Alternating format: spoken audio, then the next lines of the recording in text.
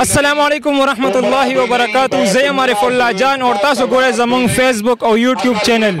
نن زه موجود یم دلته په عمرزو کې او دلته د یو عظیم الشان ختم نبوت کانفرنس انعقاد شوی دی په کوم کې چې د پاکستان سمیت د مصر نه علماء کرامو تشریف راوړی دی.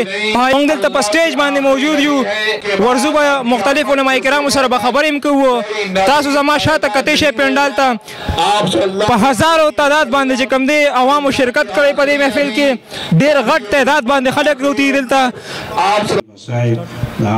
دې ټیم کې موږ سره موجود دی د عالمي مجلس تحفظ ختم نبوت الله 400 امیر مولانا پیر حزب الله جان حقانی صاحب دینه یو دوه تاسو کوو.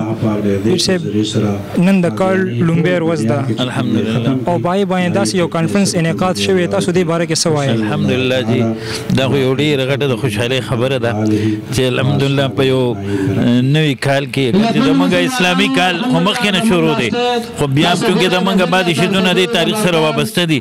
الحمدلله زموږ د خدای پاک ډېر لوی احسان دی او د نوي کال شروع دی او داسې نسبت نو شوه چې هغه الله پاک د نبي علیه السلام لپاره اوس په خصوصي او ذاتي د هغې تعقید ختم نبوت ویلی شي.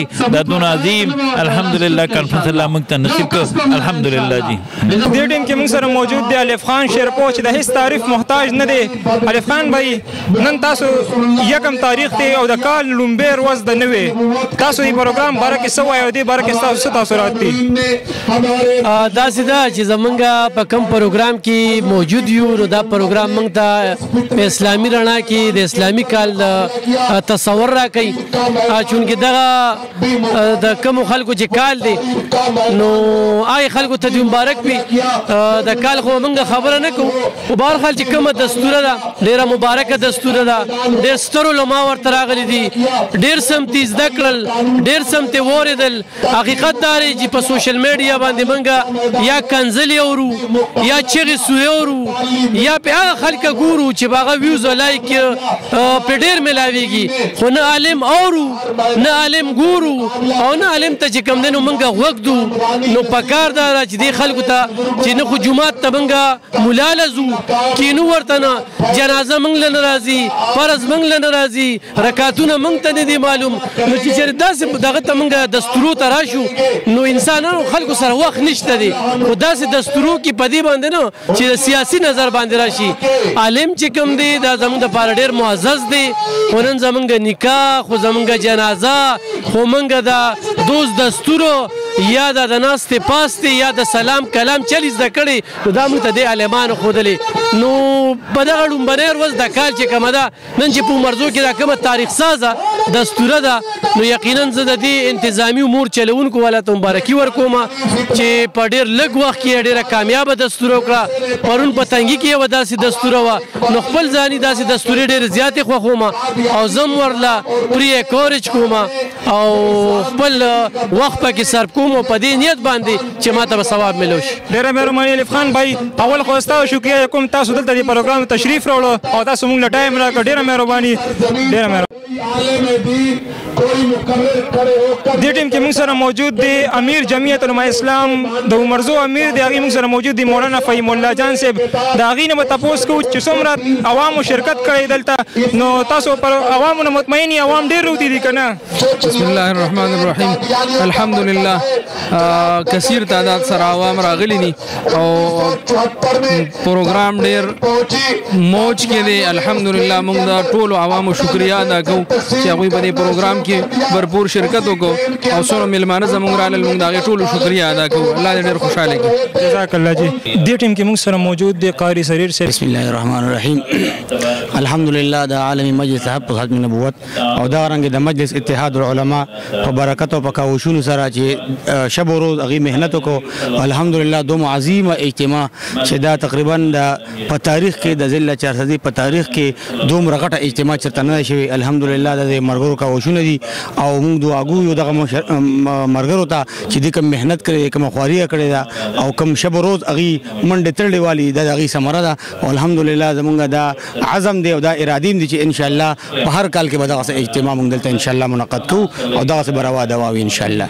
دا د وخت ډېر اهم ضرورت دی چونکې قادیانې ډېر سرګرم دی هغه لګیا دی په مختلفو طریقو باندې هغې دا کوشش کوي چې کوم زموږ قابل طبقه ده کوم نوجوانان دي یا د کالجونو یا د وکیلانو اولیاء نورونه دي هغه په طریقو باندې چې کوم دي هغه زمونږ د خپل عقیده د پاک پیغمبر چې دا کومه مبارکه عقیده ده د ختم النبوت د دین واړی او په دغه لارو باندې چې کوم هغه په خرچې کوي او د یورپ نه او د لندن نه هغه کوم پیسې خوري په کومه طریقه په دغه باندې نوجوان طبقه روان کړي. نو الحمدلله د وخت ډېر اهم ضرورت دی چې کور ته او نوجوان ته او بوډا او سپینګری ته چې کوم دی د ختم نبوت دا پیغام ورسي دا په دغه بنیاد باندې چې کوم دی الحمدلله موږ دا پروګرام جوړ کړی. ډیره مهرباني قاری صاحب الله زما هو د کانفرنس په باره کې زه دا وایم چې ان شاء الله دا کانفرنس په زمونږ د تمام ضلع 400 د لپاره خصوصا د عمرزو د لپاره الله د یو لوی برکت ذریعہ ګرځي او دا زمونږ خوش قسمتي ده چې الله جل شانو مونږ باندې داسې احسان او کرم او فرمایو چې داسې خشته موقع مونږ ته راکړه او داسې لوی علما او لوی مشایخ رالل او د پیغمبر علیه السلام ډیر عاشقان او پتنګان را جمع شو او هغوی د پیغمبر علیه السلام سره د عشق او محبت د دې ثبوت ورک الله به دا زمونږ د ټولو دپاره د خیر او د برکت یو لویه ذریعه ګرځي ان شاء الله.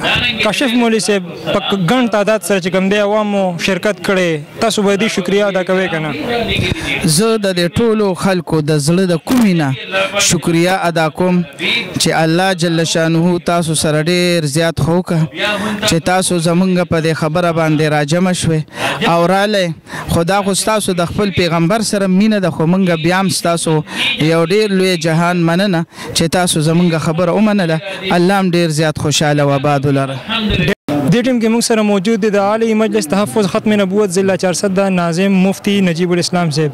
نن د کال لومبۍ ورځ ده او په داسې ورځ باندې د یو داسې کانفرنس انعقاد کول تاسو دې ته په کوم نظر باندې ګورئ؟ بسم الله الرحمن الرحیم نحمده ونصلي علی رسوله الکریم اما بعد. ډېره مهرباني جی تاسو خو جواب سوال وکړو چې د کال لومبۍ ورځ او بیا یو کانفرنس د ختم نبوت په عنوان سره په کوم نظر ګورئ؟